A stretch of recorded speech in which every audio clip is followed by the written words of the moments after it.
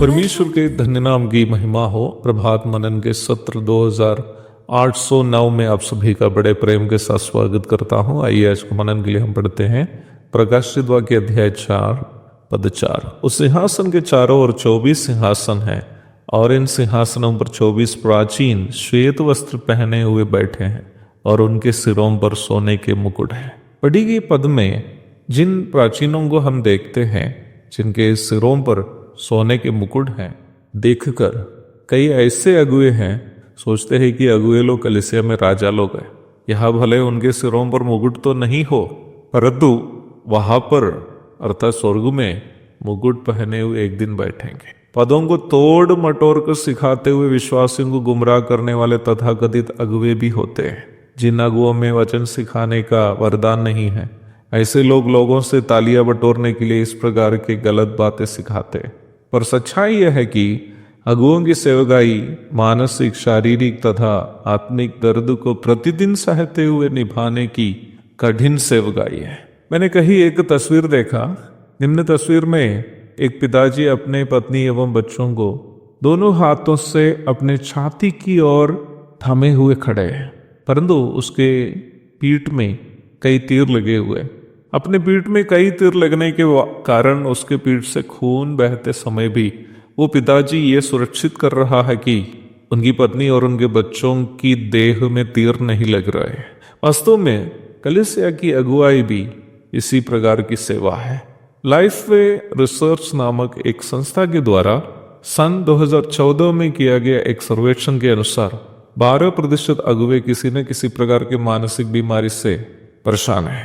सन 2021 में निम्न संस्था के द्वारा किया गया एक अन्य सर्वेक्षण में प्रत्येक 5 अगुओं में एक किसी न किसी स्तर में अवसाद अथवा डिप्रेशन से संघर्ष करने वाले हैं। यदि कोई सोचता हो कि कलीसिया की अगुवाई करनी कोई मजेदार नौकरी है, मैं उनसे कहना चाहता हूं कि उनका ये गलत फहमी है।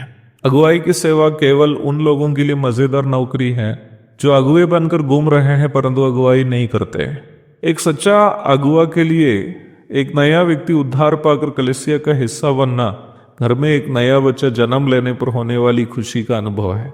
वही एक विश्वासी विश्वास से भटक जाने पर उतना भी दुख उसको अनुभव होता है जितना उनका अपना बच्चा भटक जाने पर उनको होता है।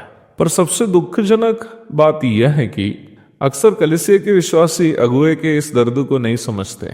उनकी नजर में हंसते हंसाते हुए उनके सामने हमेशा पेश होने वाले अगुए ऐसा व्यक्ति है जिनका कोई दुख नहीं होता है। कई ऐसे अगुए भी हैं जिन्हें पूरी कलीसिया सम्मान करती है, परंतु उनकी अपनी पत्नी उनको कोई सम्मान नहीं देती है।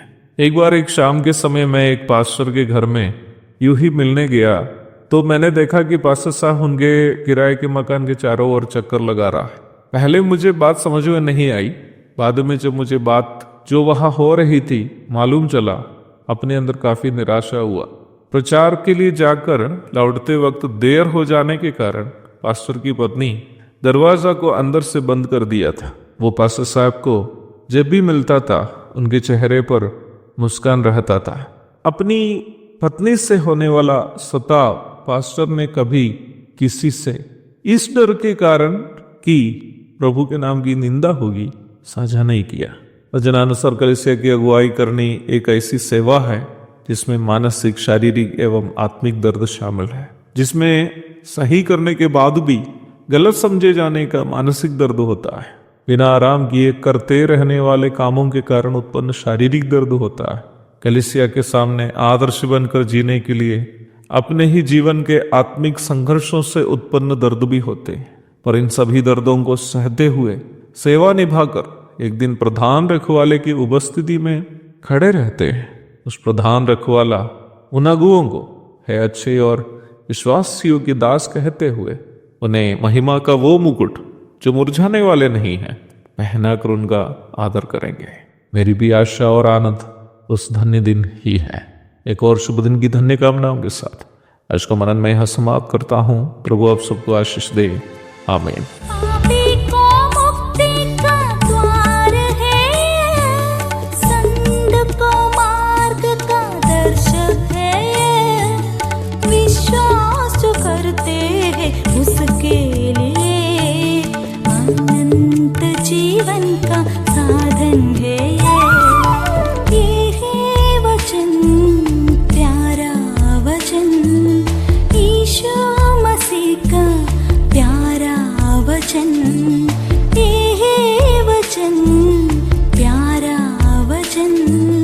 ईशो मसीह